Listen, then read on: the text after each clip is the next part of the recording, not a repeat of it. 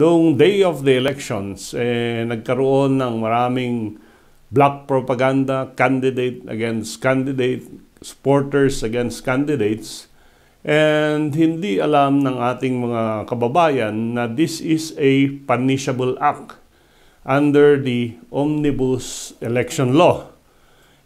For example, in one locality, may nagpalabas na candidate na ang rival niya ay disqualified based on a news report ng failure to pay or failure to file a SOSE or yung statement of expenses during the past two elections. Meron ding mga black propaganda given ng mga rivals na may mistress, may illegal wealth, may criminal case, etc.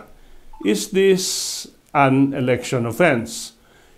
Pag ikaw ay nag-spread ng news which seriously destroys the credibility and integrity of the electoral process or undermines the electoral process, then the spreading of what they call as fake news is punishable by Section 50 of the Omnibus Election Code.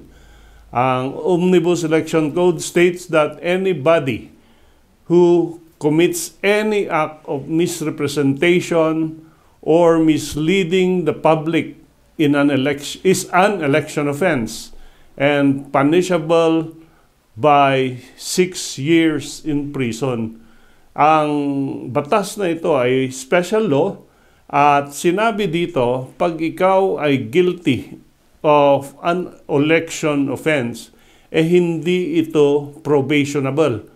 Meaning, pag ikaw ay nisentensyahan, even if it is your first time to commit a criminal offense, you will have to serve yung 6 years in prison.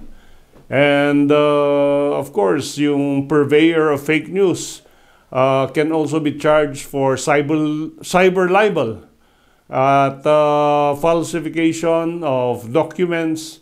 And if he or she is a member of the Philippine Bar, he can be subjected to disbarment.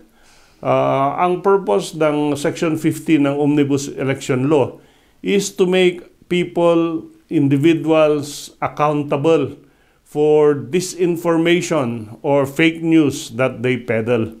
And dito nga, while the state respects the free exercise of the freedom of expression, kasama naman ito sa democracy, or the voicing of sentiments and feelings about a certain candidate, hindi dapat mag-resort to fake news or misinformation, misleading information which will be given to the general public. In other words, we should be responsible for sharing news that is not false, misleading, or fake.